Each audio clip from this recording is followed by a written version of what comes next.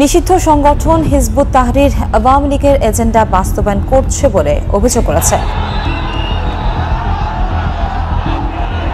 ধর্মকে ক্ষতি করে যে রাজনীতি নারীকে ছোট করে, নারীর প্রতি বিদ্বেষ পোষণ করে এবং নারীকে অসম্মান করে এবং অবমাননা করে, এই রাজনীতির স্থান এই বাংলাদেশে হবে না। এই আওয়ামী লীগের সন্ত্রাসীরা কিন্তু আজকে এই হিজবুত তাহরিরের মিছিলের সাথে শামিল হয়েছে।